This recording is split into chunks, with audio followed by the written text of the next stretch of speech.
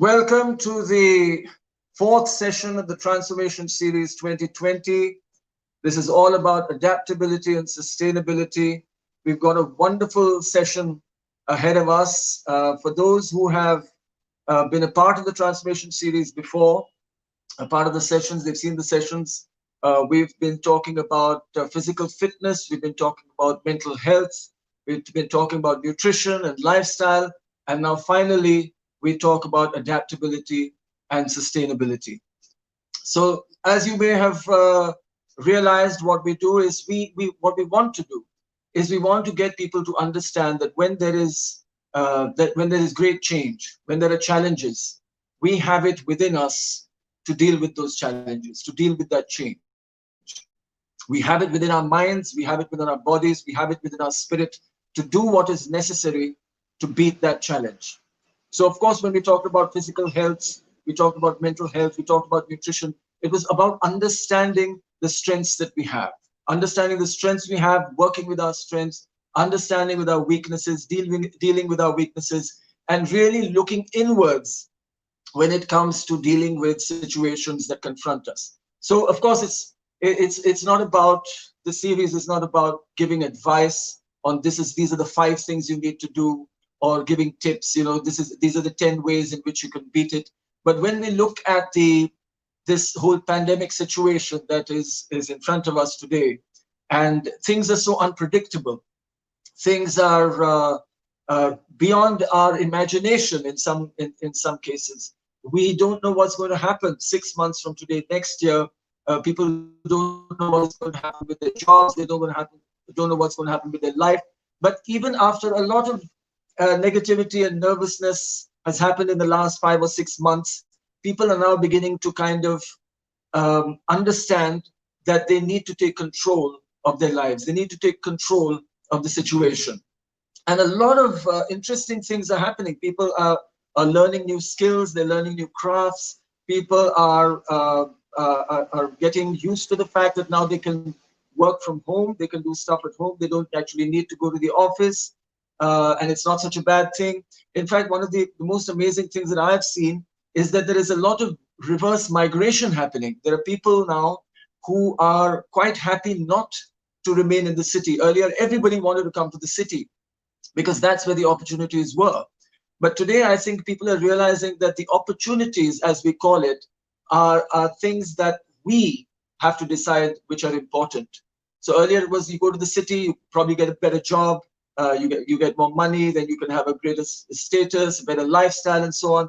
But today, a lot of people have realized that that's not, in fact, the lifestyle that is the best lifestyle for everyone. People want to now have more space. They want to have better air to breathe. They want to have, better spaces around them. So people are leaving the cities and going to rural areas and setting up rural spaces. So what we want to do in today's session, the panelists we have, which are really amazing, inspiring people, we've chosen them with very specific criteria. When it comes to challenge, when it comes to dealing with challenges, we thought that it would be very interesting to have somebody who chose a challenge, who chose to change his life completely. Today, we know that a lot of us are wondering what the change is going to be. We're calling it the new normal, and how are we going to deal with the new normal? And there's a lot of talk about that, and nobody even knows what it's going to be. So there's a lot of maybe worry about it. But there are people like our first panelist who have decided, and even before this happened, decided to change their life. The city life was not good enough. It was better to live outside the country. We waste so much natural resources. We want to be off the grid, not use the electricity that the authorities give us. Maybe create our own electricity, grow our own food, that kind of thing. Have that kind of control over your life, and perhaps be able to really enjoy life as it's meant to be lived to the fullest. So we have a panelist who's done that. The other panelist is somebody who had change forced upon them, and a really drastic change. We've got somebody who had to leave their country and go to another country, not knowing the languages, not knowing what was going to happen, and then adapt understand, create a life, create a new life for themselves under the most adverse circumstances. And the third panelist we have is somebody who actually creates change, who has seen that, life can be so much better if there were small changes that were created in the way we live as a society, the way we educate, the way we use resources. And if people could understand that there are better ways to do it, then life would actually be so much better for everybody, and it would be so much better even for the environment. So our third panelist is someone who helps people understand how they can live differently so we can all live a better life. So now let me introduce our panelists. Our first panelist is Matthew Watkinson from the UK. Matthew is a former veterinary surgeon, and it says in his bio that he was also an extra one time in the James Bond film. that is something that's quite incredible. So he dreamt of escaping normality, what we consider normality, and escaping and building his own self-sufficient paradise. And eventually he was able to do that. I mean, we can look in the frame, we can see Matthew right now, he's here with us. And he left the city and now lives in North Pembrokeshire on a pioneering low-impact off-grid development with his wife and 2 children, a lot of chickens, some ducks, several beehives, lots of wildlife, and one mildly incoordinated cat called Wobbly. It's so lovely to have you here with us, Matthew. Thank you for being here. Our next panelist is Sonam Wangchuk, who originally is as an inventor. He's a engineer, and he has done so much work. I mean, I'm actually finding it difficult to describe. He's done so much work in society building, in actually, like I said, getting people to understand what is a better way to live, making small changes and maybe even big changes, and then society gets a lot better. He has a project called Live Simply, which is getting people to understand that, it's very easy to have a better life. And he's going to tell us, of course, more about that, but he's won so many awards for creating social movement. Sonam Wangchuk, who lives in Ladakh in India. Thank you so much for being with us here this evening. Thank you. Thank you. Thank you. Same here. Thank you. Our third panelist, and as I mentioned earlier, we had somebody who has had such a difficult time, such a difficult change, a difficult challenge. At the age of 12, he had to leave Afghanistan because it was a very, very difficult time. It was just a decision that was taken by his elders. He had to leave, and he had to make his way across 10 countries. He was 12 years old, make his way across 12 countries, walking, hiding, taking trucks, all kinds of different routes and different ways, make his way to England, and then create a new life for himself in England, not knowing the languages of the countries that he passed through. And today he's helping so many people. Today he's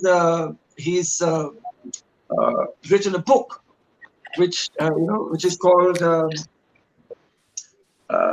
what is it?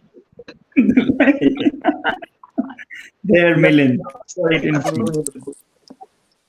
Here in front.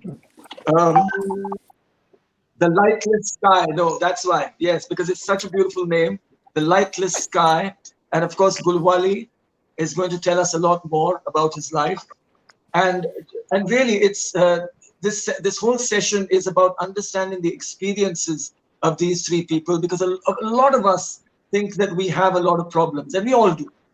However, wherever we come from, however privileged we may be, we all have our own problems. And we all think that our own problems are really big problems, and we worry about them, and we wonder what's going to happen and how we're going to deal with them. And we have people that we love, and how we're going to take care of them. And with this pandemic, what is the future going to be, and how we're going to deal with it. And through all these sessions in the Transformation series, we have been trying to figure out that, yes, the power is within us. And through the experience of all our guests, to show how we can draw on our own lives, our own experiences, our own understandings of what we have within ourselves to deal with whatever challenges we have in the future. So our first panelist, Matthew, the first question, of course, is for you. You chose to take this great challenge. A lot of people are afraid to make the change that you made. A lot of people dream of it. They say that, oh, we don't want to live like this anymore, this rat race. They call it a rat race. And the cities are congested and, so many people. And there's such a beautiful world out there, but they're afraid, So what exactly did you want to leave behind when you decided that I'm just going to go away and do my own thing? I'm going to take my family, leave the city, and I'm going to live outside in the countryside. What did you want to leave behind? What were all those things? I wanted to stop being a professional version of myself. My career choice as a veterinary surgeon, I felt trapped having made that decision. So when I graduated, veterinary college, the learning experience of veterinary college was fantastic. I had a lot of fun. When I graduated, all my friends that were at college who I'd shared those experiences with, the cauldron of learning and passing exams and succeeding, it evaporated. Everybody went to different sides of the country. And so my support network completely fell apart. And I went away from my family. I was sort of on my own. Not very confident. The graduation is the beginning of learning in veterinary medicine. You've then got to get the experience, but on day one, you are expected to know everything about what you're doing. So I had to pretend that I was experienced, confident, happy, sociable. It's a customer-facing business. They need to trust you, so you need to show a certain version of yourself. When inside, I felt lonely. I felt miserable, not very confident, not very sociable, not able to deal with being on call at any time of day or night. Some people, it's fine. For me, I need a bit more space. So I felt trapped. And by that point, not a few months after graduating, I was so miserable. I was drinking myself to sleep on my own in my one room bedsit, 8 cans of lager, and not remember going to bed. And now I look back on those days, and I was crying and drinking myself to sleep, which sounds ridiculous, really, but I was so lonely and so uncomfortable, and yet having to portray myself as someone who was happy and confident and enthusiastic and all those things. So that was part of it. I didn't want to be a professional version of myself. I wanted to be myself. And the other thing was, there's a decision to make in Western society, particularly, probably everywhere. Are you going to join the housing market, the mortgage trap? Once you own a house, once you've got a mortgage on that house, you're saddled with huge amounts of debt, and you're then sort of captured. You are at the mercy of the debts you then have. And it reached a point where I either had to make that decision and commit to the career that was making me really quite unhappy, or take a whole different path. And I chose to go in a different direction. That was fantastic. No, it's absolutely true. There are so many people today who feel exactly this. They feel trapped, because there is a certain expectation today. You're born in a city, you're born in an urban environment, and there's an expectation that this is what your life is going to be. You're going to go to school, you're going to go to college, then you're going to get a job, you're going to get married, have kids, and it's that whole thing. And a lot of people are just not cut out for that. But they're too afraid to move. They don't know how to get out, and they think there's so many things that they don't know. And is it really possible to do this? So I'm sure that a lot of people are in that space even today, thinking that I wish I could make that change, but are not able to do it. We'll come back. We'll come back and talk about those fears and later on. But my next question is for Sonam. Sonam, you have invented so many amazing things like the ice stupa and so on, which I'm so keen to go and see. Um, you have so many inspiring messages for social reform and social improvement. Uh, when did you decide that you wanted to create change? When did you understand that you wanted to innovate, that you wanted to do stuff that would create change? Was it in college? Was it after college? Was there a trigger? What was it?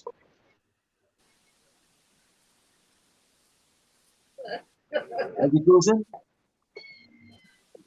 Oh, he didn't hear me? Sonam, can you hear me? Hi. Oh, there was Okay. some break.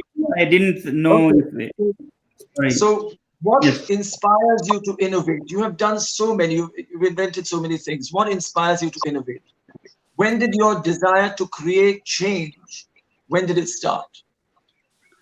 Okay.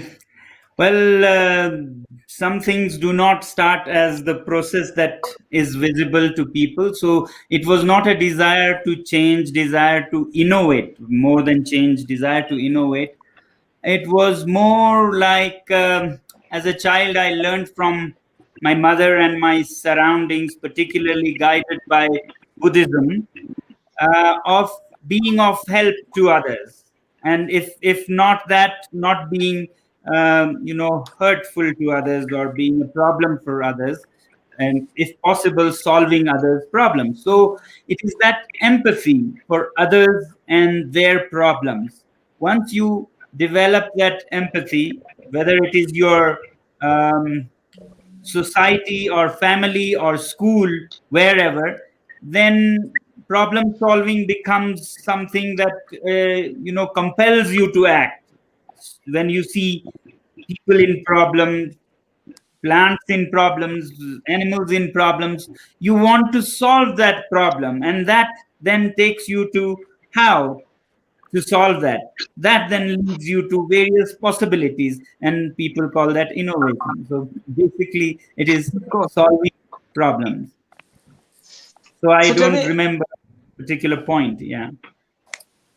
this decision to help people, did it change your life in any way?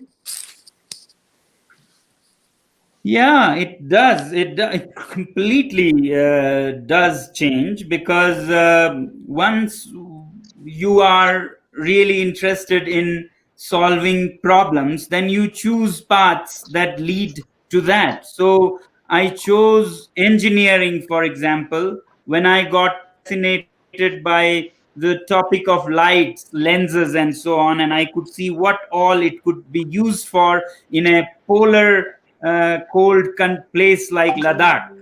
So I went in for engineering and studied that with an intention of solving such challenges. Along the way, while doing engineering, I had to teach children to finance my engineering, and that brought me face to face with education. How children were suffering so much, particularly minorities in the mountains, where the books didn't mean anything in language they don't speak, context they don't live. So I got interested in education to solve that problem, and it changed my life completely. So I started working on reforms in education, and using engineering to solve, cold schools and frozen fingers, and children, unable to understand anything in minus 20 degrees. So all these things changed me a lot along the way. When I saw culturally Ladakh was very susceptible to influences from everywhere, and people felt inferior about themselves, it changed me to start a movement called Students Educational and Cultural Movement of Ladakh. Then when I saw climate change affecting uh, the very existence of people in the mountains, I started environmental movement. So yes, this desire to be of help in changing things does change your life finally, and you don't regret. is the best Yeah, part. I mean, you don't, because you're so busy changing your things yourself that you don't care if there's any other change happening around you, because you're dealing with it when it happens, and that's another fantastic lesson. If you're really focusing on moment to moment, what is required to be done at this particular time, then you don't really worry about what's going to happen in the future, right? Mm. So, yeah, Gulwali, Gulwali. So you, I'm so blown away by your story. It's just unbelievable. I mean, okay, so you had to leave home at the age of 12. Again, I cannot imagine. I can't imagine what that is like. But I know it happens there in the world today. So many children going through such terrible trauma. But you particularly, you had to leave home at the age of 12. You had to leave Afghanistan, and you had to go all the way to England. That was the plan, right? So you had to move, you had to travel across 10 different countries on your own. You had your brother with you part of the way. But what was it like for you when the decision was made? When you suddenly heard, what did you understand? When somebody told you at home that, okay, Gulwali, you're leaving home and you're going to another country. What did you think? Firstly, thanks so much. It's great to be with you, and I think it's not fair that I'm a speaker after these two great speakers and inspiring people. So no pressure, Milan. But yeah, so I think when you leave home as a child, it's kind of an exciting feeling. But then unfortunately, the situation was such, we were living in a war zone. My country was in a conflict, and I have lost members of my family in the war. So we were leaving for our own safety. Actually, we were forced to flee. I didn't want to leave. I was 12, but my aim was to stay home to protect my family and to be with them. So when my mother and my grandmother and the rest of the family decided to send me and my brother away, I was very angry about it. In fact, even now, I feel somewhat guilty that I left them in such a difficult situation. But I mean, for once, I listened to my mom, and she sent me and my brother away for so long. I mean, we're thousands of miles away. And I mean, she saved us, but she also lost us, unfortunately. And so here I am. The plan wasn't England. The plan was anywhere that we will be welcomed in Europe, but sadly we weren't. Right. And I was very early on, I was separated from my brother. I went through a hellish journey, a hellish experience. I encourage people to read The Lightless Sky. It's 120,000 words, all in there. And I want to educate people. I want to humanize the debate and discussion around it, because people see us as a threat. I mean, there are 80 million displaced people in the world, 26, Yes. now are almost 30 million refugees. And half of these 30 million refugees are children. So we ought to help and support them. Just today, we had a really heartbreaking news of a Sudanese boy, 16 years old, trying to cross the English Channel, drowned. And so it's heartbreaking. And I have made the journey from Turkey to Greece, which was one of the hardest part of my journey, where our boat could have capsized and we would have drowned. But luckily, we survived. And now there are thousands and thousands of people making these desperate journeys for safety in the world. The Western world particularly are saying, no, you're not our problem. You're not welcome here. So it makes me really sad. I just want I hope after the global pandemic and when the new normal, I hope we can come out a bit more compassionate, more kinder, and to show solidarity with our fellow human beings. Because once we lose the sense of, if I can't show solidarity with people across the world and can't stand with them and understand their pain and suffering, then I don't know what kind of a human am I. So we all need to think and ponder and reflect and understand that we are all in this together, as we were discussing earlier on.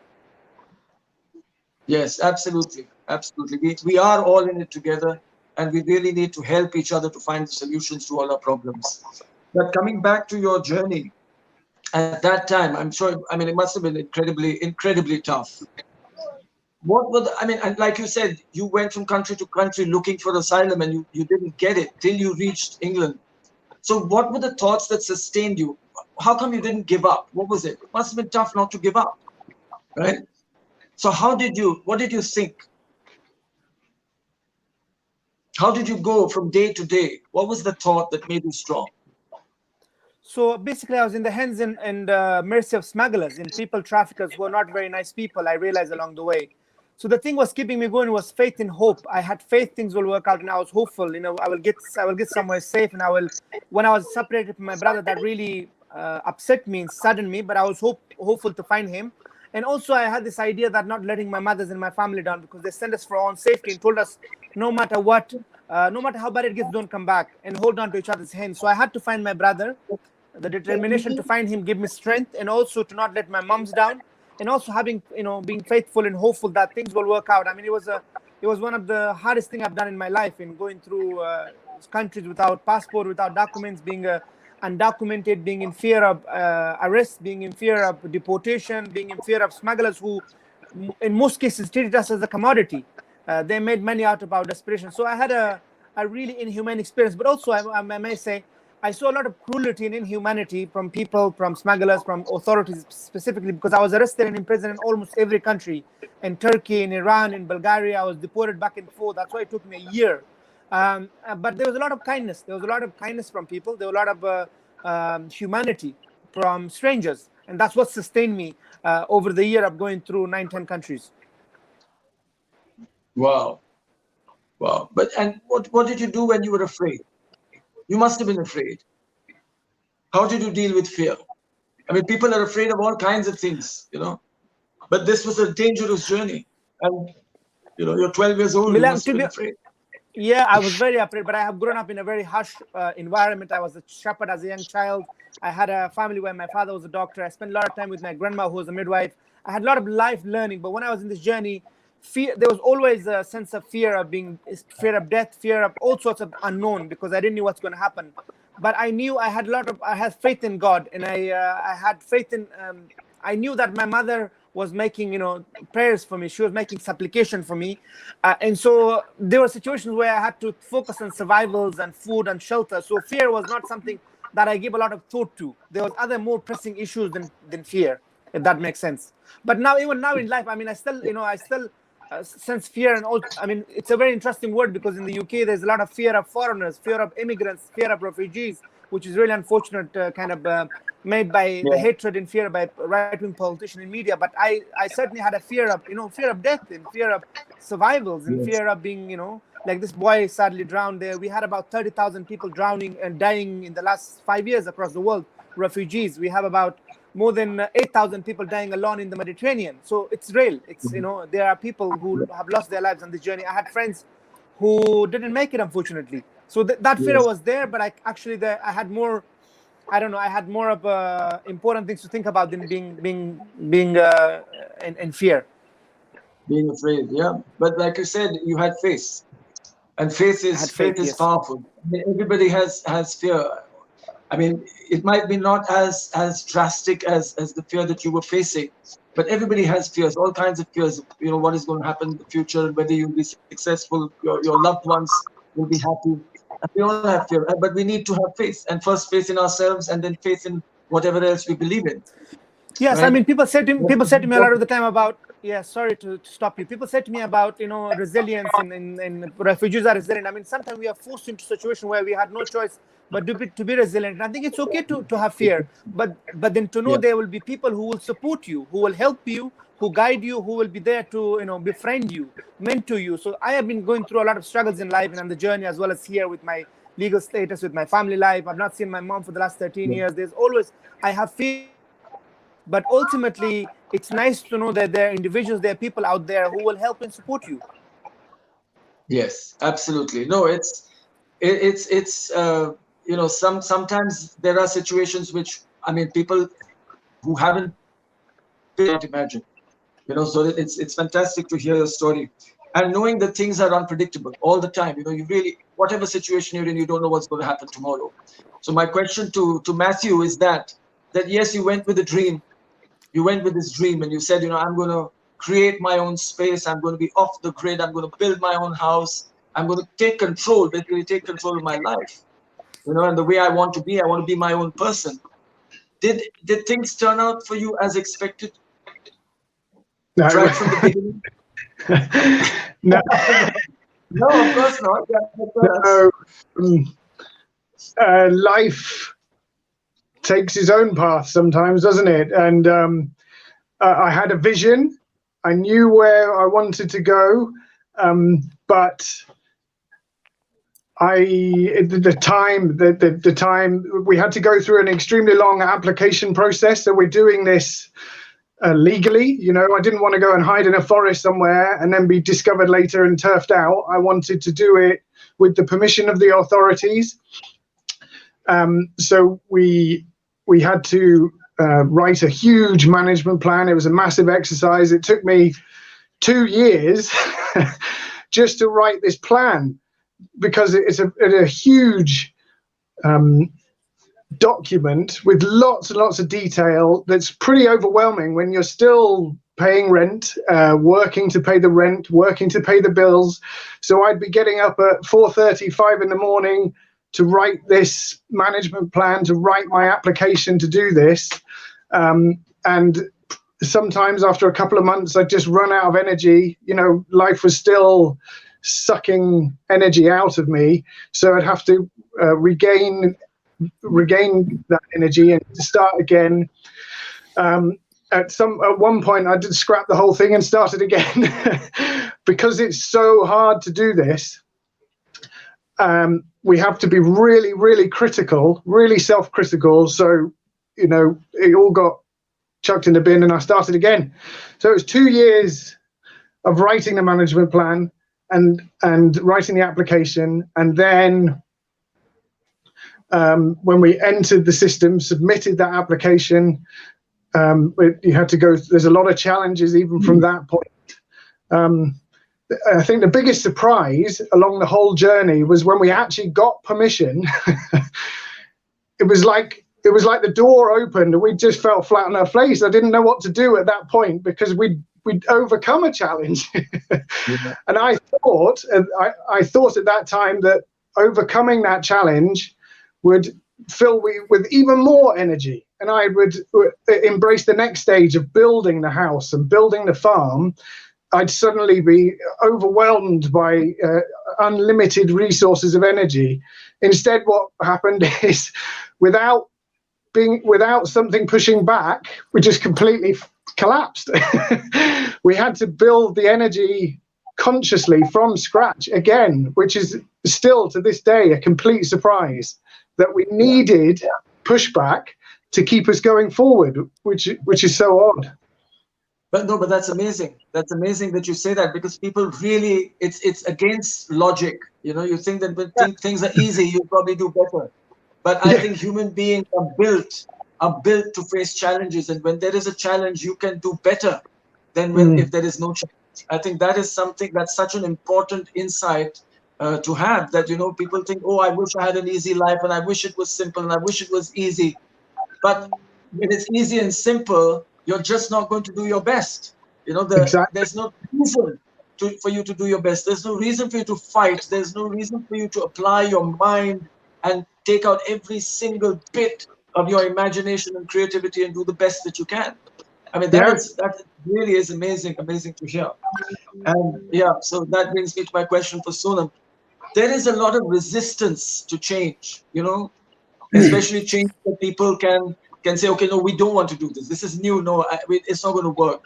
It's too difficult. We don't want to let it. Till they're forced, people don't confront change.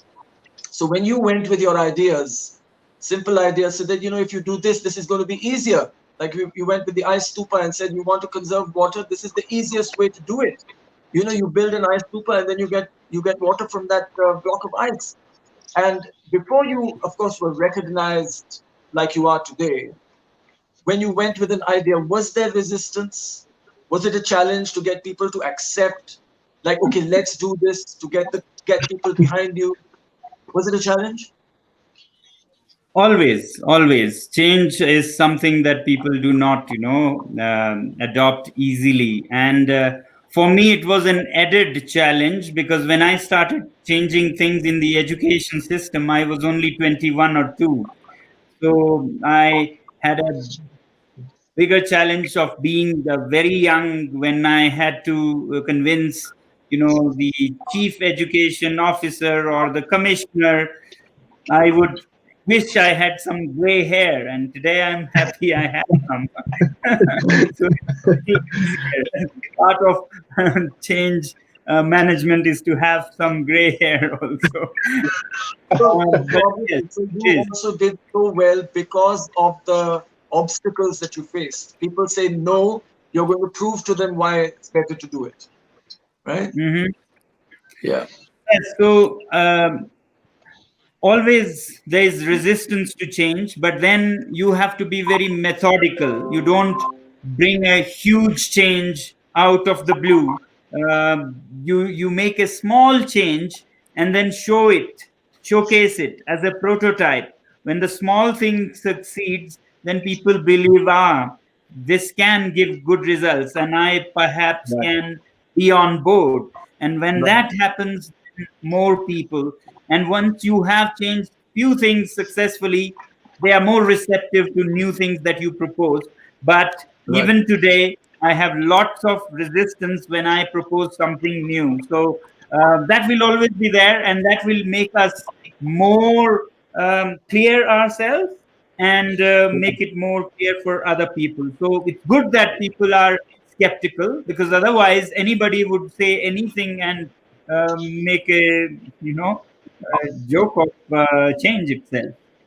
Yeah, no, absolutely. No, it's absolutely right what you're saying, because now I'm a runner, so I'm going to equate that with running a marathon. Is that when you want to get fit enough, which is a big change, you want to get fit enough to run a full marathon, you don't start with running the full marathon. You start with the first step, and you start with maybe 1 kilometer, and then you do 2, and then you feel better, you know you can do it. Like when I started running, everybody told me, I was 38 years old, they said, no, you can't. You're 38 years old. It's 21 kilometers. Are you crazy? They do it in Europe and they do it in America. It's like, we're Indians, we don't run. You're not supposed to be doing this. And I had this idea, no, I'm going to do it at least once in my life. And that's how change happened. And it really changed my life completely. Today I run hundreds and thousands of kilometers, and I just feel so good, and my life has changed, you know? Yes, totally. So, yeah. Gulwali, did you, this journey that you had now till you actually you got to England, of course, and you went to school, of course, and there was an agency that took care of you, and so on. This till you became comfortable, that you learned the language and you understood the way things were done and the systems that what they were operating with and all of that. Do you think that whole journey changed you? Do you think that the boy who came from Afghanistan is different from the man in England today? That's a really interesting question. Yes, indeed, I have transformed in so many ways. I changed from a boy to an adult. The journey made me go from a boy to an adult, and I kind of lost my innocence in going through a really difficult and hardship journey and experiences, and then being in the UK and faced with the bureaucracy, which took about 3 years to get the government to believe that I was an Afghan national, that I was 13 by the time. So the system of disbelief in a system which made you feel guilty, and you had to prove yourself innocent. You were a suspect. You were seen as a criminal. You were some sort of statistics in number for the authorities. So it was a long battle, but people supported and helped me. And yes, definitely, I have changed in so many ways. Once I didn't really feel comfortable. Even now, there is a part of me that I'm an Afghan. There's part of me that is British, and then I had to I think learning is not difficult, and learning is very difficult. I was programmed in certain ways as a child in a conservative, traditional Afghanistan. I had a very traditional conservative family. So being in the UK in a very westernized, liberal society, I had to keep to some of my values and principles, but there were others which was kind of out of the window. But it's been a process of learning. I mean, I've learned. I used to be very ignorant of a lot of things around, women's rights, around the Jewish people. I had a lot of views that was unacceptable. But growing up in Afghanistan, I didn't know better. I didn't know otherwise. So going through the education system, going through university, was not just an academic learning for me. It was a lifelong learning to learn about different cultures and experiences, and still I'm learning. It's life is a learning. Like my granddad used to say, this life is an education. So indeed, it has been an educational as well as a transformational journey for me, and it continues to be. Yes.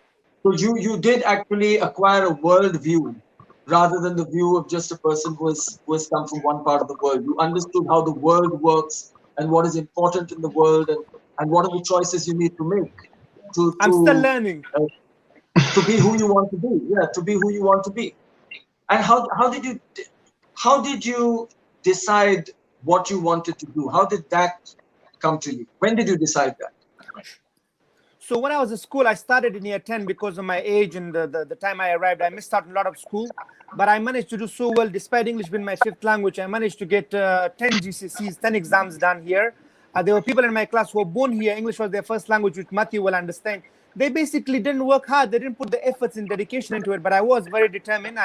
I knew what I wanted to do. I wanted to go to college. I wanted to study politics. I wanted to become a politician. And then, so that's what I did. I did my GCSEs, and then I went on to to do my A-levels in politics, philosophy, and economics. And then I went to the University of Manchester, which I never imagined would happen because it's one of the toughest institutions in the world. I mean, I never really thought I'll make it to university. It was not something I imagined.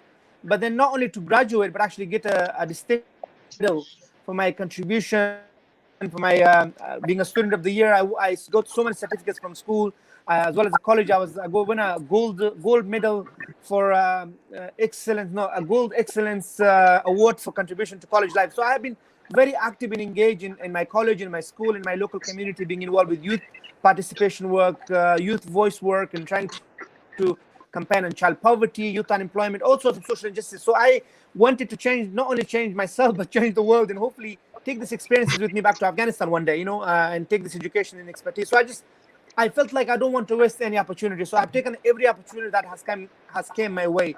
And so now I've been to, since the book came about, I've been to 20 countries. I've been to like 200 cities across the UK, done 300 plus talks. I mean, I carried the Olympic torch in 2012. I've done some amazing things, which I don't want to praise myself. I'm trying to be humble. But all these things came about because of all the activism and campaigning and advocacy work that I've been doing. So things didn't just happen overnight. I mean, the book is published in 7 countries, in 6 languages, and we were hoping for a film at some point as well.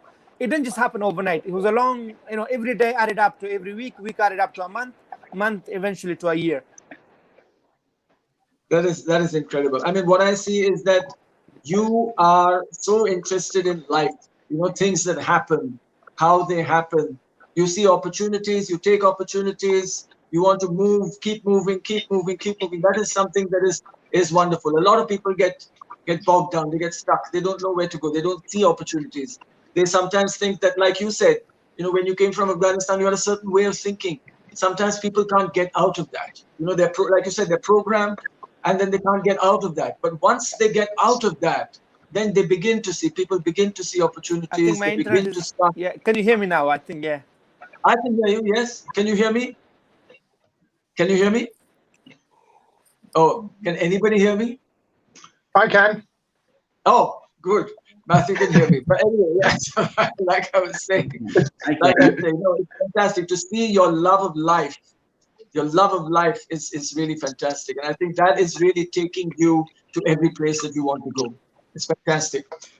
So like you said, you got a lot of support. You got a lot of, Gulwali got a lot of support. He keeps praising the people who supported him, because that is so important. We know that we cannot, there's very little that we can do on our own. We need people to come together, to support us, to be with us, encourage us, motivate us. What about you, Matthew? When you decided to do this? Yes, we can hear again, you. a lot of people would. Yes. Did they tell you that, oh, it's too difficult, you shouldn't do it?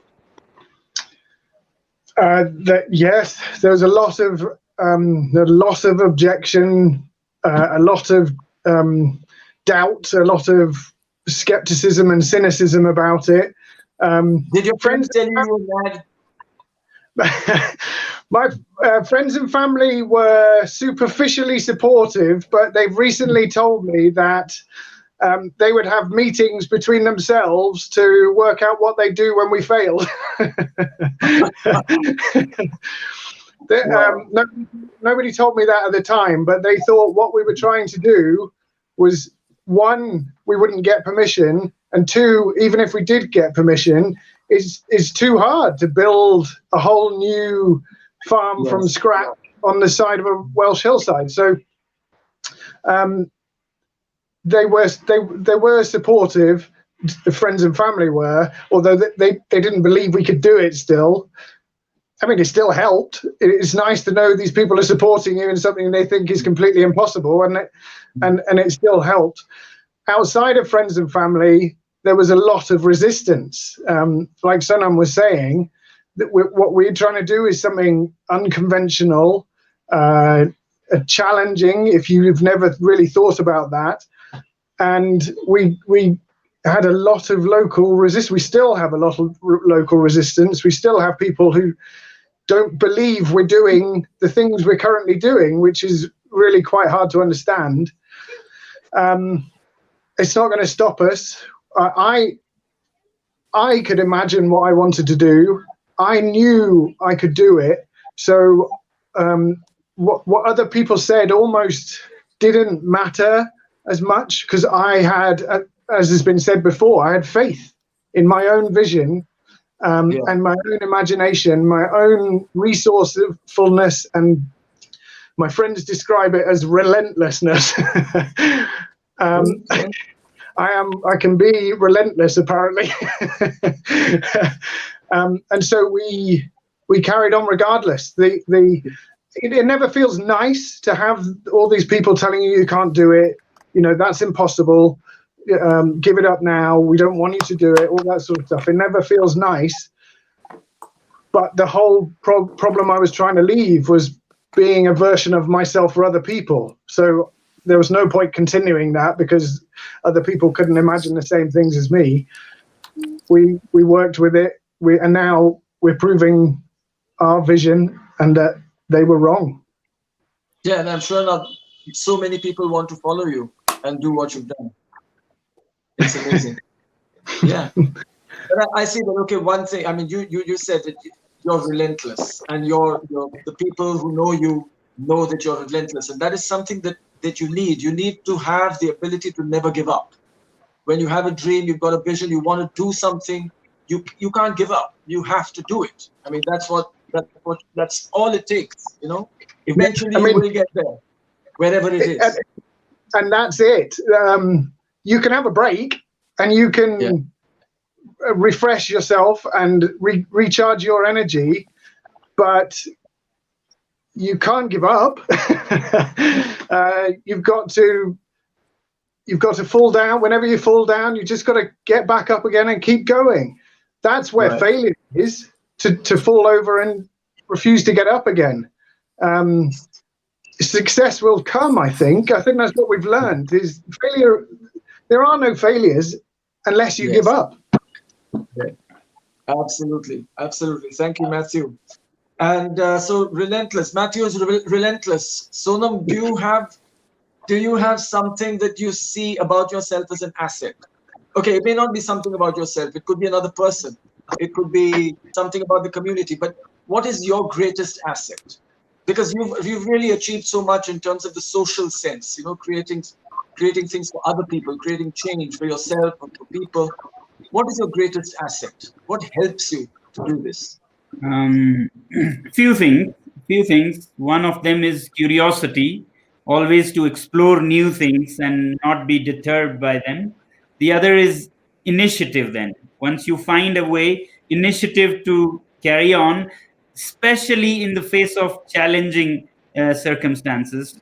I have a problem, I think, to the extent that sometimes I don't feel like doing a thing until somebody says you can't do it. It's difficult. It's impossible. So I need somebody telling me that this can't be done. So particularly then is when I really get going. So initiative to continue in challenging situations is what has kept me going. So yeah, I think that's an asset. Never give up. Similar to what you said, Matthew. Yeah, absolutely. Amazing. And Gulwali, it's the same question for you. What do you think is the reason for your success? Because again, you've done so much, and so much, I think, against so many odds. You know, what is the reason for your success? And apart from the people that supported you, what could it be? Not much. What is the reason that you think that you've succeeded so far in everything that you've done? Gulwali, can hear me? Gulwali? To be honest, I don't see myself as successful. Sure, I mean, these two gentlemen have a lot more experience than me. Perhaps they have more experience than my life. But yes, I think, you know, having faith and having hopes and having supportive friends. Gulwali. Sure. You're still young and you've done a lot. I think it's about being determined, being focused, being dedicated, and being ambitious and having aspirations. Yes, I can hear you. So I can hear you. So basically, I'm saying, you know, you got to be dedicated, you got to be focused and determined. You have to be aspirational and having the right people around you to support and encourage you. And that's what I would think. I have overcome a lot of adversities and difficulties, and I have achieved against all odds. Yes, I hope so. Yes. I feel like I've done, and again, I say this with humbleness, I've done a lot, that I've done more than some people will do in their lives, but I want to continue. I don't want to give up. I want to leave a legacy. Fantastic. He wants to leave a legacy. I'm sure you're going to leave a great legacy, Gulwali.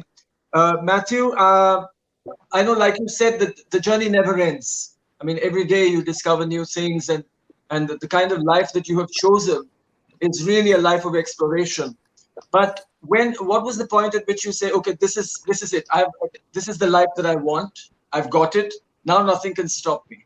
There could have been earlier obstacles and say, oh, we don't know how we're going to get over this. But now you're established in the kind of life that you want. What was the point at which you said that, yeah, I've got it? The first night we moved onto our land.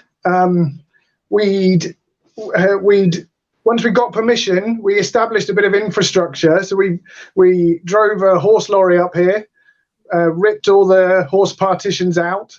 There was a rudimentary kitchen in there, so we ripped out this horse lorry, put in a sofa, put in a fire, a solar panel, a plank of wood for a kitchen. We made a bath out of an old barrel. Everything at that point was really simple, but that first night when we moved up here, the dream was real. And everything has come from this point. Wow. At that moment, I felt free, like I was there. Everything else was icing on the cake. And, we haven't stopped tinkering, building. There's always new projects going on.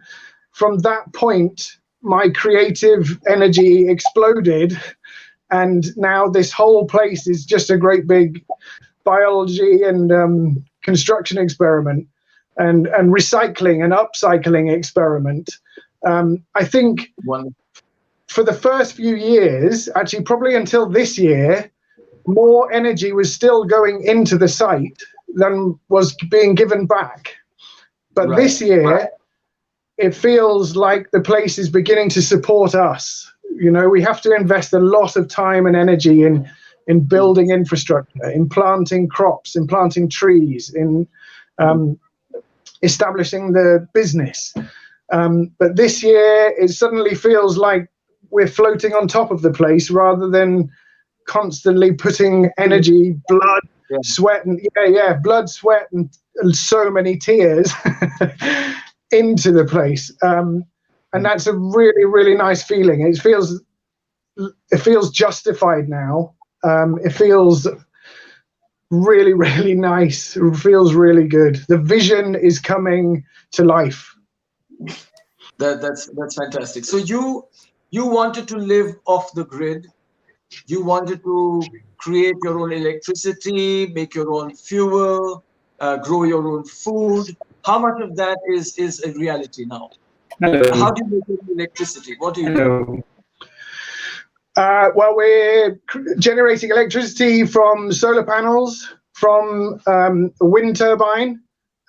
We don't have a huge amount of electricity, but in moving on to site, we made decisions. We downsized our electricity needs. So we don't have, say, a home cinema or an electric hot tub or anything like that. But we have a little TV, we have phones, we have lights, we have all those things. So we've got the basics.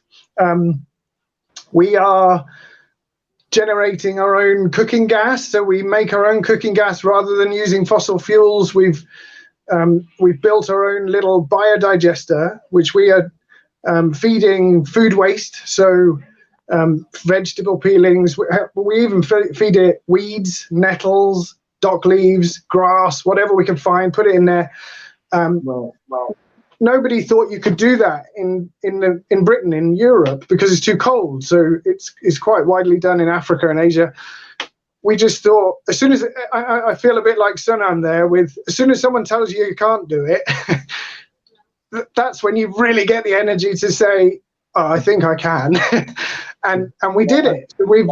We've proved that's a usable, sustainable, very cheap, very low tech solution for us. And that's a eureka moment, isn't it? In fact, doing this, we're doing everything for ourselves from scratch. It's just one big long succession of eureka moments. And I think I'm now addicted to eureka moments, to finishing these little projects, proving they work, and then I need to move on to the next one. Wow. Was there any concern that you had, maybe that you didn't voice in the beginning, but was the back of your head? Maybe would you miss the stuff that you left behind, or maybe something about the children, or maybe your wife? Would she miss not having the home theater, or was there any concern? Was there any kind of concern like that? I think my biggest fear was failure, was doubt that we would be able to do. I mean, it was never a real fear. It was, I guess, perhaps fear of humiliation. But doubt is no reason not to do it, is it? I still had the vision. I still knew what I wanted to do. And I've recently come across a magnificent quote which summarizes it more than anything. Susie Kassem, she says, doubt kills more dreams than failure ever will. And I think that's so true. And doubt is not a reliable indicator of whether you can do this or not. If people want to do it, you've just got to go for it. Like, we didn't know how to do any of this before we started. I just knew other people were able to do these kinds of things. Why not me? So we didn't. I think there's a danger that people want to become an expert on off-grid living before they do it. But you could move on in a tent. So long as you've got some water supply somewhere, you can move on in a tent, and then all the solutions can grow from that point. There's no reason to wait. You don't need to be an expert to do this. Right. No, absolutely. I mean, when we were talking in our mental health session, we spoke about fear and we spoke about doubt, and these are natural instincts that we have. And of course, we are, one of the weakest species in the world. And in prehistoric times, probably when we were always under attack, we wanted to be sure, absolutely sure, that we're not going to be eaten up by some other animal if we go somewhere that we don't know what's going to happen. But today, we need to understand that we don't need to be fearful anymore to take a step. We don't need to doubt ourselves. I mean, we have done amazing. The human race has done amazing things in the last thousands and thousands of years. And we just need to understand that these are weaknesses that we are born with, and we need to now get over them. And it's not really a big deal. Yeah. So my question to you is, so what do you love about the life now? What do you love about it? Something that you didn't expect. So something that I didn't expect. I think it's actually a love almost of failure, a new appreciation for those journeys that don't end. There's such a demand for perfection in most careers these days.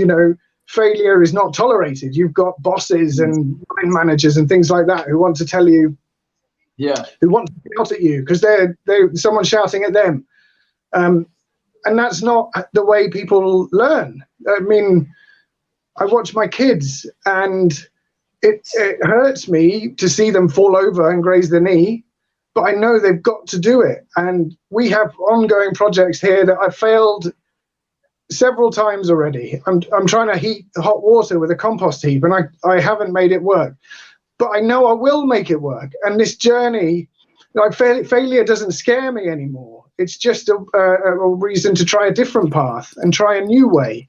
And learning to embrace failure and not having people shouting at me and telling me I'm doing the wrong thing because I'm experimenting is fantastic. And also, criticism. So we still get quite a lot of criticism, and we can be very self-conscious of criticism. You know, we're kind of biologically programmed to listen to want the approval of our peers and our neighbors. But I've learned to embrace criticism. Like, if I want to grow, I can't do that if everybody's telling me I'm already perfect. I want you to tell me what I'm doing wrong. I want to become better. I want to learn. And the only way to do that is by self-criticism, listening to other people's criticism and failing, failing and trying again. That's amazing. To love a tough life because you keep learning. You keep learning new things. Yeah, and you keep understanding. You keep understanding more about life when you know how tough it is. So Gulwali, what is the best thing about your life today? What do you love about?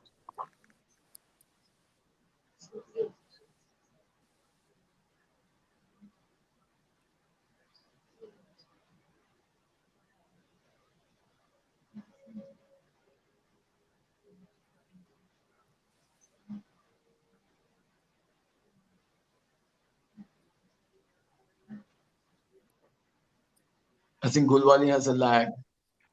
I think he does.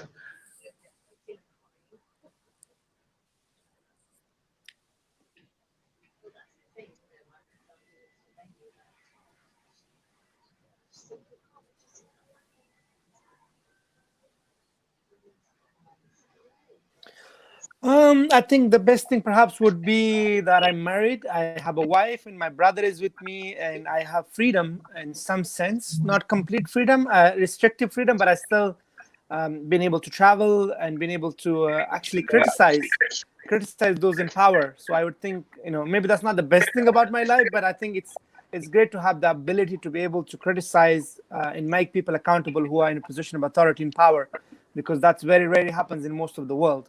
So it's great. I mean, Britain used to be very tolerant. I hope it continues to be a tolerant place.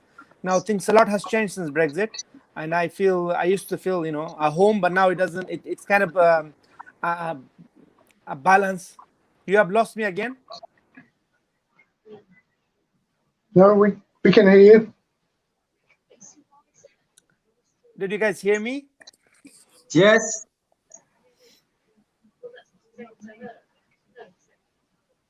Oh dear. Yeah, he can't hear us. This internet is terrible. Yes, it is.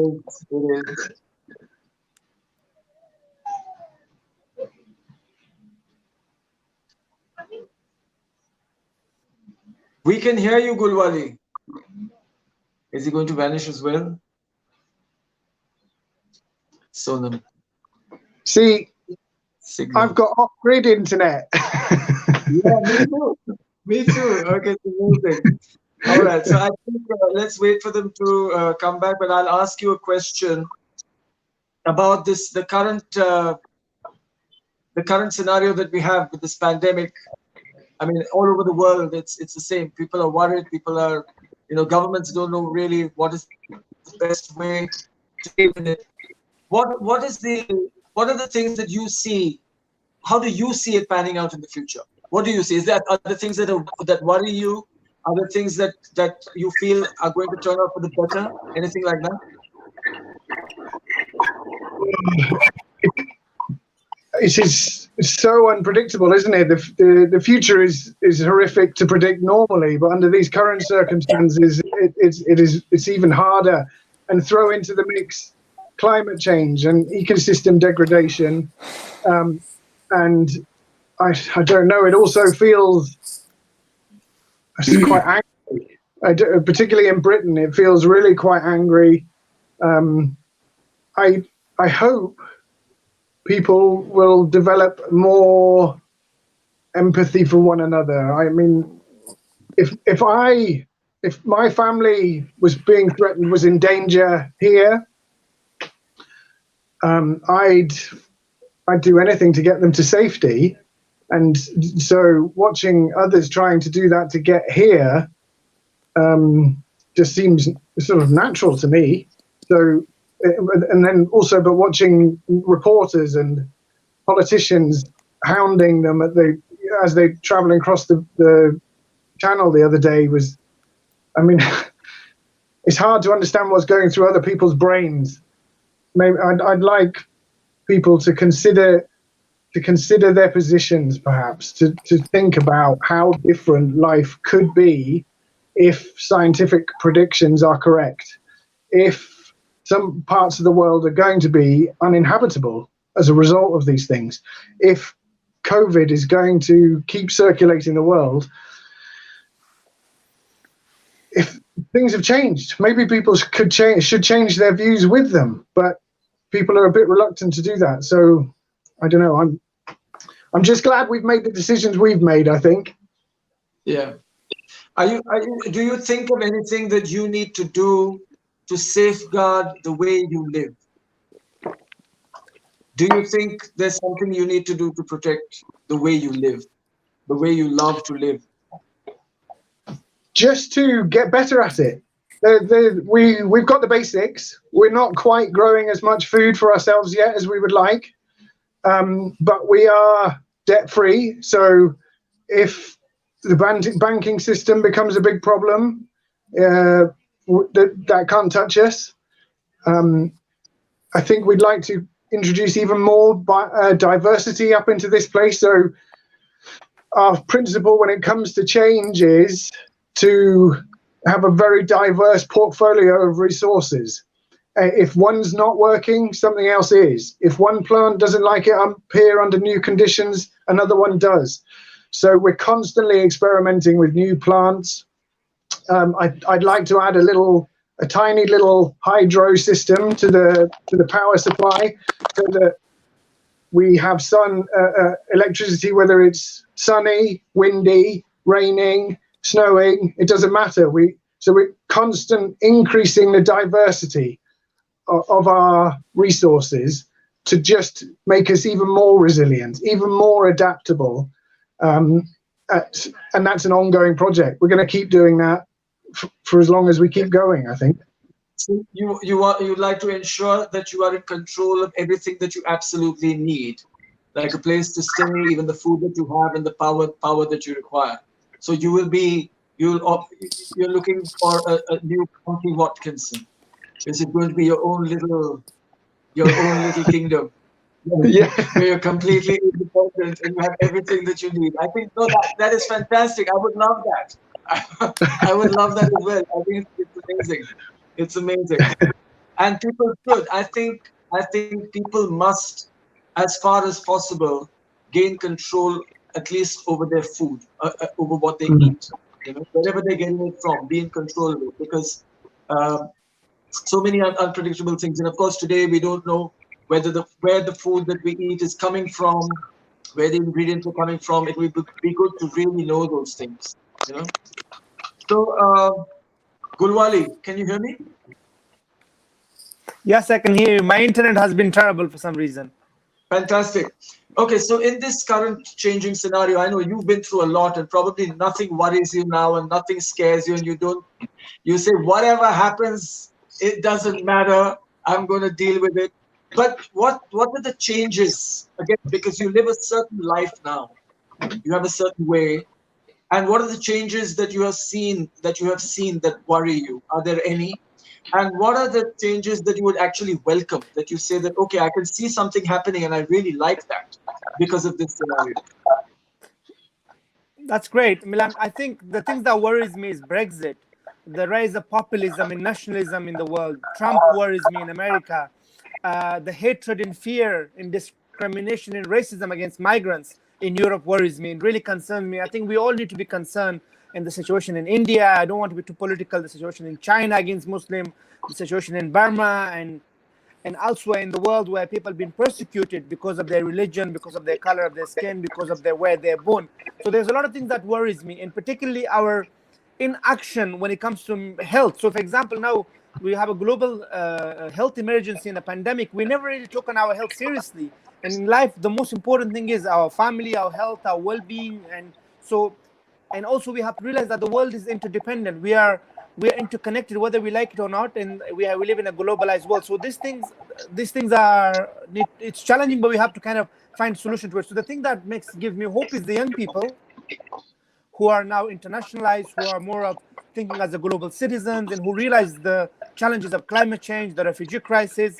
So I'm hopeful that more and more people are getting educated, people have access to more, for example, clean water and sanitation and so on. But there's a lot more to do. We need to take people out of poverty. We need to reduce displacement. We need to reduce conflicts in places like, Afghanistan, Iraq, Syria, South Sudan, and elsewhere in the world where there are conflicts. We have to learn to live with each other and to accept our differences and also appreciate our similarities. So there's things that really worries me. And also the economic capitalism we have. I mean, we live in such a materialistic world where money is more important than people's lives. I mean, now we see in Europe where, He vanished. He's gone.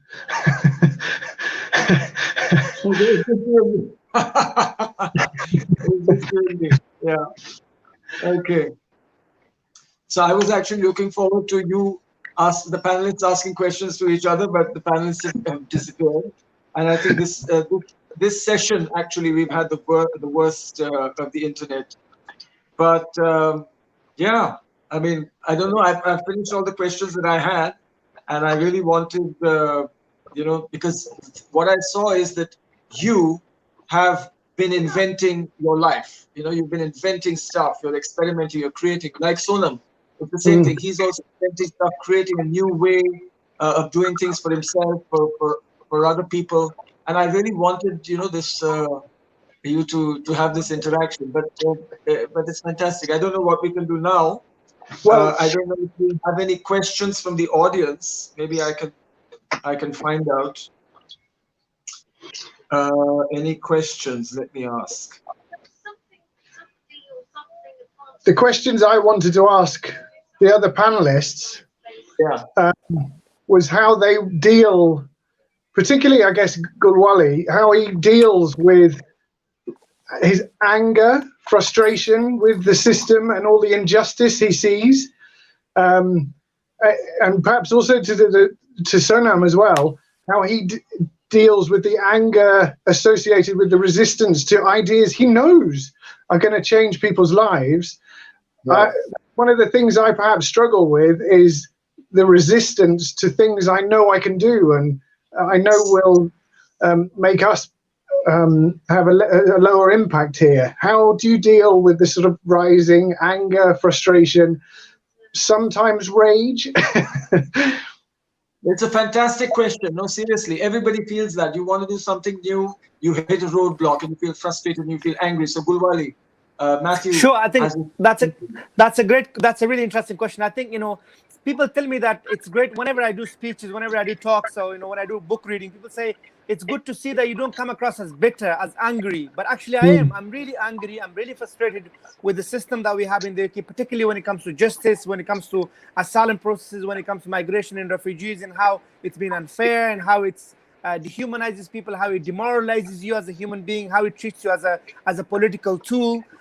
So I deal with it by campaigning, by advocating, by going out protesting, by getting people to show kindness, to change their attitudes, to change their mind, and to be, to volunteer, to befriend people, to learn and appreciate people's cultures and differences, and to get to know people. So I try to challenge my anger and rage and frustration in the right direction. I think, Matthew, we have different challenges, as individuals, as people, as societies, and as community and as a country. So I do my best not to be so angry that sometimes people wouldn't listen to you if you're too angry. So you got to learn to use your passion and anger in the right way. And I've been trying to get people to be educated, to be aware, to be informed, because people think we are the center of refugees, but when we have less than 1% of our population are refugees. There's a lot of misinformation going around. There's a lot of fear. There's a lot of this injustices makes me angry. Whenever I see injustices, it bothers me, and it should bother us all, and it should make us angry. Anger is not a bad thing, but we have to control it. And we have to use it where it's necessary and use it accordingly. Yes, that is fantastic. We all have these emotions, and sometimes they can get the better of us. But to understand that again and to use them constructively, because finally it's an energy. Anger is an energy as well. So you have to use it in a positive way. And I think for Gulwali, that's why maybe you want to get into politics. Yeah, that was one of the, I mean, my father was a doctor. I wanted to be a doctor, and then I realized, saving lives is good, but then politics seem to be more important in changing society, in changing countries, in changing people's perceptions. I think we need good people in politics. We need honest people in politics. We need people who are willing to be criticized, willing to be tolerant, willing to be accepting, willing to take on challenges, but also not be afraid to face people's criticism and be real. Because at the moment, far too many politicians are in it for themselves and them for their pockets. So I came from an angle, particularly as an Afghan growing up in a war zone. Almost every child born in Afghanistan have seen nothing but war, and I want to change that. And I wanted to play a part using my experiences, expertise, and bring about into a displacement and working on good governance and somehow finding peace and security. There's so many challenges. And I feel like my education and seeing the world and experiences will help me, at least to help. We have about 5 million internally displaced people. We have the second largest refugee population in the world. We used to have the largest. Now the Syrian conflict has kind of taken over. So there's so many challenges, and we all have responsibilities as people, as citizens, to play our part. I mean, whenever I think about the Holocaust, I think, what was everyone? What was the world doing when 6 million innocent people were murdered? Then I think about now, what are we doing when the sufferings are happening, when people are stranded in borders, when people are treated in such inhumane ways by authorities across Europe and across the world, and people are being persecuted unjustly and so on. I think we all have a moral obligations and duty and responsibility to stand up, to not be a bystander, and to speak up, to be on the right side of history, I guess. Yeah, absolutely. No, I agree. And the thing is, what I see here is that both of you feel that the way to deal with change, or to actually protect yourself or insulate yourself, is to either control the whole thing, which is what Gulwali would like to do by getting into the political system, or isolate yourself and say, I'm going to be completely independent. I don't care what goes on outside. I'm going to make sure that, I'll tell you something, that both are inspiring, because of course everybody can't be a politician. And everybody can't do what you're doing. But if we all do what we need to do, even for ourselves, it's like taking care of your health. If each person took that responsibility to take care of their own health, we probably wouldn't need that many hospitals and that many doctors, and that many people wouldn't be falling sick. But we don't take that responsibility. We worry, we panic. What's going to happen? We don't know. But we don't do anything about it. We don't need to change the world. Even by changing ourselves, we change the world. We don't see that. Even if we change ourselves, we change the world in a small way. And if more and more people do that just to themselves, they change the world in a big way. So Sonam, welcome back. Can you hear us? Struggling. Sonam, yeah. Hello. Can you hear us? Yeah, we've been here without you. Yes. Okay, I have a question. So as long as you're here, let me see if you can answer it. So in the current changing scenario, what do you think are the changes that will be difficult for you to adjust to? So this is for you. And which do you think would be actually welcome? What are the changes? The changes that are difficult for me to adjust to. Yes. Anything? Or nothing? No, I'm really happy, actually. Sorry? Yes. I thought you were going to say, no, I will change everything. I don't care about the other changes. For me, it is very, very different. I was looking forward to something like this change, the COVID situation, from the lifestyle point of view. I have my sympathies for those who have suffered because of the disease and their near and dear ones. But other than that, I couldn't be, wishing for more than what has changed. If you remember, 6 months before COVID started, I was launching I Live Simply movement, which was almost exactly what we have started doing. Yes. So my idea is that it's not an abnormal situation now. What was abnormal was what life was before COVID. we had started, blowing up things like a party with no tomorrow. Yeah. So that was abnormal to me. What has now done to the planet, I'm saying planet, not just human beings, what it has done to the planet is a great service, because we must remember that we are not the only inhabitants of this planet, and only the human beings are suffering, not others.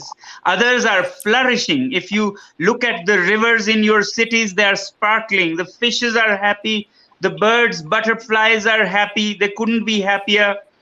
What was abnormal was the lifestyle we had before. Now, let me share with you how we can change our mindset and suddenly feel good about how it is today. We talked about progress, we talked about growth, and we mourned when growth was less than 8% and celebrated when it was 8 or 9%. But we never stopped to think that that growth was only for human beings. For the animals who share our planet with us, it's been actually 60%, wipeout, not growth. We are not talking of growth. Complete wipeout of the animals in the last 50 years. Since 1970, WWF says that 60% of the wildlife is wiped out. What could be worse than that for any, species to be wiped out completely? And here we mourn that the growth will be slower this time because of COVID, and we despair about that. The forest, 50% of forests are gone in the last 50 years. And if we had continued the way we were doing, there would be nothing left.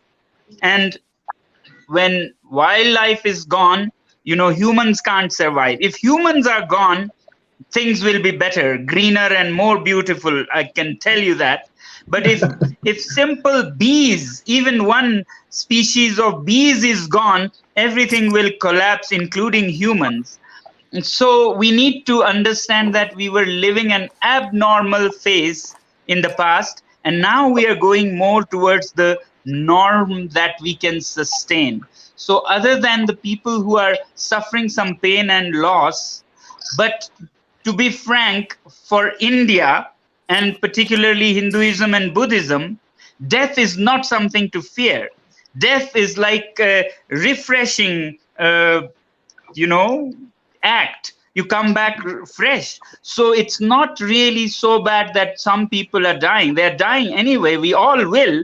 But to kill 60% of the planet is a crime we were committing. And so I'm really happy. I have no complaints about how life is turning out now. I only wish when things are different or back to normal, it's not the same normal that we are used to. It's a new, better normal where all sentient beings have a right to live. All sentient beings. We have to change our mindset. I'm saying again and again.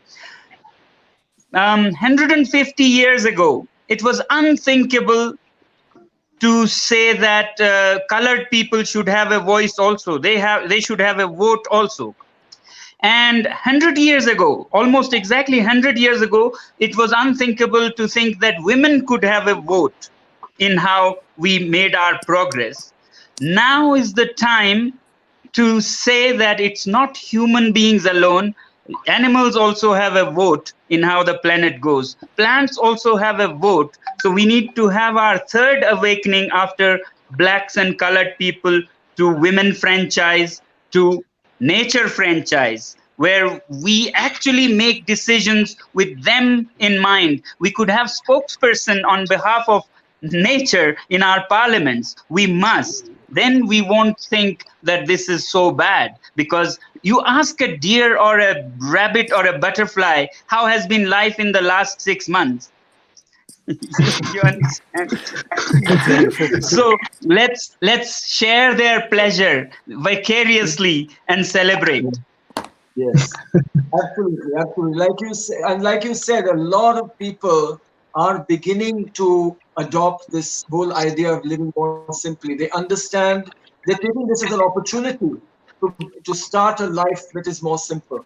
And like you also said, 100 years ago, it was so different, and things have actually improved a lot in terms of our awareness, in terms of the choices that we're making as a society. And I think this period that we're going through is actually giving it an even bigger kind of fillip to kind of hasten the process of us understanding what is the best way to live. Most definitely. So I just want to ask you, since we're all four back here together, whether the panelists would like to ask each other a question. Is there a question that either of you would like to ask each other? Could I repeat my question Oh. that I asked Gulwali to Sonam? Yeah, Gulwali, Sonam, yeah. Yeah, go for it. How do you deal with the frustration, with the anger, with the sometimes for me rage against your plans, against the things you know will help, the solutions that you create, which you know will make people's lives better? How do you deal with that? I mean, I loved Gulwali's explanation. He uses it, he controls it, uses it to push him forward. How do you deal with that frustration and anger at the resistance you face?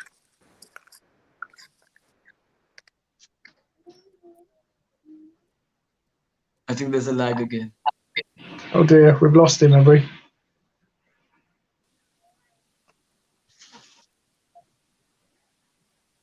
Oh dear. I think he can hear you. I think he can hear you. He's moving. No, the question was for you, Gulwali. Oh no, I already answered it. Well, his son is so going to answer the question. I just want to add to that. So what Gulwali said was basically you channel it by your activities and stuff like that, but it's more an outward channeling of that energy. Is there something that you tell yourself? Is there something that you do for yourself to keep yourself calm? Do you tell yourself anything? That if you feel things are getting too frustrating or you're angry with the way people don't understand, do you tell yourself something? Do you meditate? Asking Sonam, or are you asking me now? I'm asking you, Gulwali. Okay, yes. I mean, I pray, and I sometimes just like, you know, we have a saying, La hawla wa la quwwata, and you say, A'udhu billahi minash shaitanir rajim, like, you know, protection from the devil. It's, I mean, there are days I just want to switch up from the world, and it's really upsetting, you know. And so prayer definitely helps, and I think talking to friends and talking to people who are like-minded, and listening to the Quran. So I try to be a religious person as I can be, but definitely I think, you know, I tell myself, like, I'm not responsible for the whole world problems. Like, you know, sometimes I just say, look, forget it. Just think about me now, and then I can't always be considerate and caring and concerned. We ought to be, but we can't always be. No. Right. So Sonam, I just want to ask you one more question. So what, while you were away, Matthew and Gulwali, they had this conversation about, what is the best way to live? You know, what are you going to do to protect the way of life you want? Like Matthew has created the whole way of life for himself. Gulwali has come all the way from Afghanistan, created a life for himself. And now, you know, because of this whole pandemic as well, how unpredictable things are, what would you do to protect your way of life or the way you want to be? So Matthew has kind of created his own kingdom where he is self-sufficient. He's growing his own food. He's got his own electricity. He's making his own fuel. He wants to get more and more independent. So he's isolating himself. Gulwali, on the other hand, wants to get into politics so he can actually help towards making the society a better place, which will, of course, protect his own, the way he wants to live and the way he thinks people should live in a better way. So I would ask you, what do you think is a sustainable lifestyle for you and for people from now on? I know live simply, yes, but a little bit more elaborate. What is sustainable to you? What is sustainable?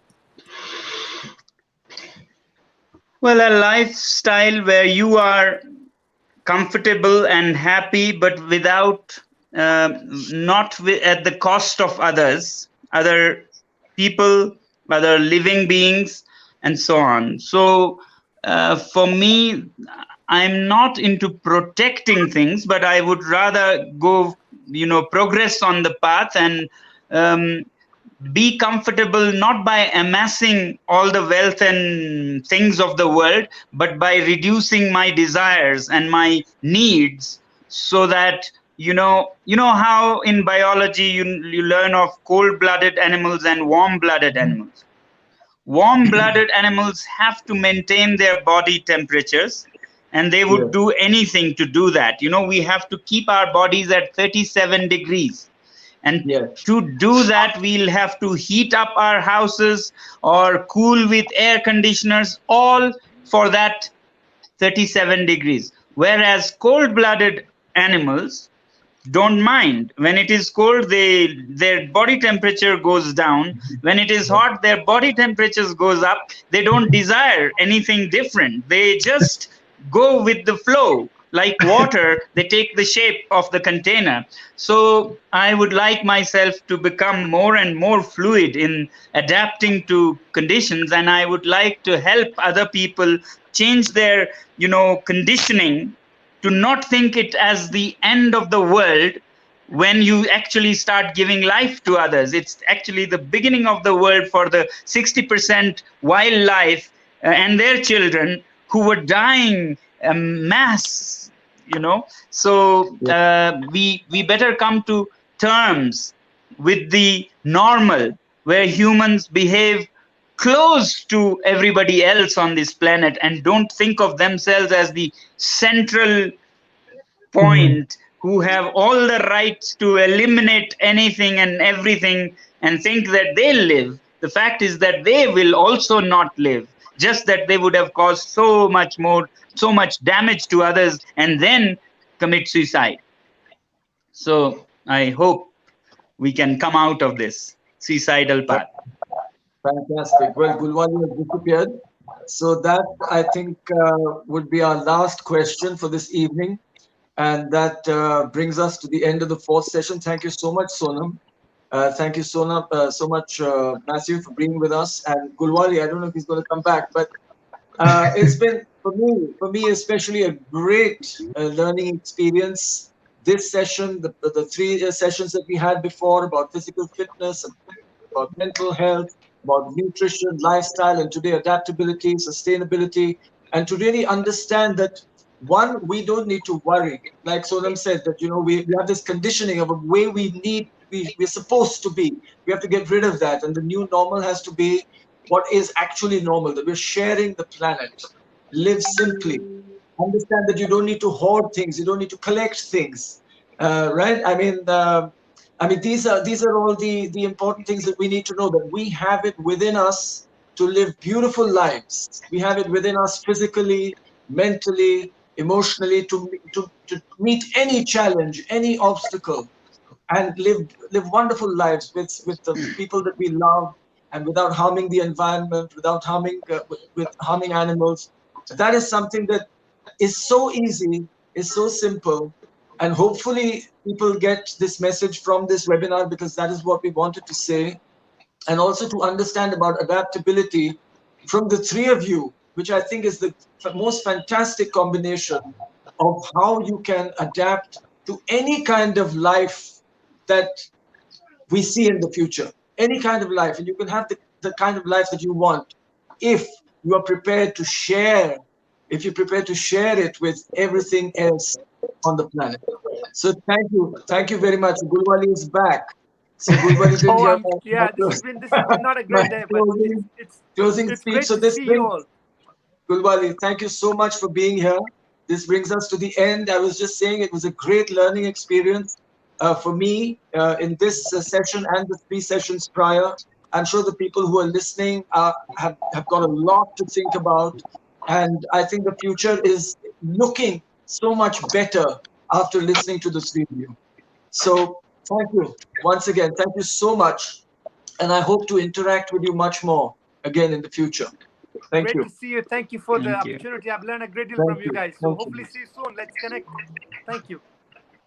Thank Bye you. bye. Stay safe.